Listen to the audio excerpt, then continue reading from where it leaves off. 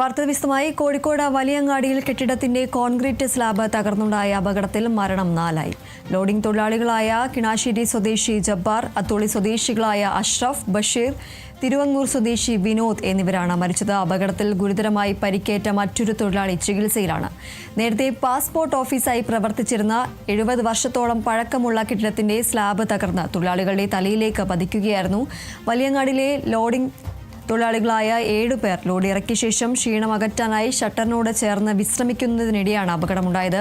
Slab വീഴുന്ന ശബ്ദം കേട്ട് 2 പേർ ഓടി രക്ഷപ്പെട്ടു. എന്നാൽ മറ്റ് 5 പേരും രക്ഷപ്പെടാൻ ശ്രമിക്കുമ്പോഴേക്കും സ്ലാബ് തലയിലേക്ക് പതിക്കുകയായിരുന്നു. ഗുരുതരമായി പരിക്കേറ്റ 5 പേരെയും ആശുപത്രിയിൽ എത്തിച്ചെങ്കിലും 3 പേർ മരണപ്പെട്ടു. അതീവ ഗുരുതരാവസ്ഥയിൽ കോഴിക്കോട് മെഡിക്കൽ കോളേജ് ആശുപത്രിയിൽ ചികിത്സയിലുണ്ടായിരുന്ന വിനോദ് വൈകിട്ടോടെ മരിക്കുകയായിരുന്നു.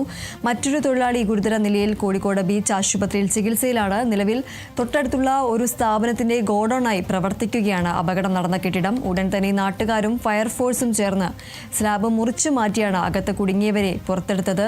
7 പതിറ്റാണ്ടോളം കാലപ്പഴക്കമുള്ള കെട്ടിടത്തിന്റെ ശോചനീയ അവസ്ഥയാണ് ദുരിതത്തിന് കാരണമെന്ന് നാട്ടുകാർ കുറ്റപ്പെടുത്തി.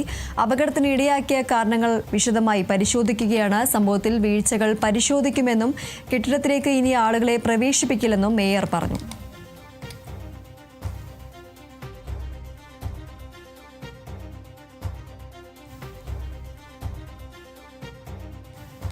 കോഴിക്കോട് വലിയങ്ങാടിയിലുണ്ടായ അപകടത്തിൽ ഇപ്പോൾ മരണം 4 ആയിരിക്കുകയാണ്. വിനോദ് എന്ന ആളുകൂടിയാണ് ഇപ്പോൾ മരിച്ചിരിക്കുന്നത്. വലിയങ്ങാടിയിൽ കെട്ടിടത്തിന്റെ കോൺക്രീറ്റ് സ്ലാബ് തകർന്നുണ്ടായ അപകടത്തിലാണ് ഇപ്പോൾ മരണസംഖ്യ 4 ആയിരിക്കുന്നത്. ലോഡിംഗ് തൊഴിലാളികളായ കിണാശ്ശേരി സ്വദേശി ജബ്ബാർ, അത്തോളി സ്വദേശികളായ അഷ്റഫ്, ബഷീർ, തിരുവങ്ങൂർ സ്വദേശി വിനോദ് എന്നിവരാണ് മരിച്ചത്. അപകടത്തിൽ ഗുരുതരമായി പരിക്കേറ്റ മറ്റൊരു തൊഴിലാളി നിലവിൽ ചികിത്സയിലാണ്. നേരത്തെ പാസ്പോർട്ട് ഓഫീസായി പ്രവർത്തിച്ചിരുന്ന 70 വർഷത്തോളം പഴക്കമുള്ള കെട്ടിടത്തിന്റെ സ്ലാബ് തകർന്നാണ് തൊഴിലാളികളുടെ തലയിലേക്ക് പതിച്ചത്.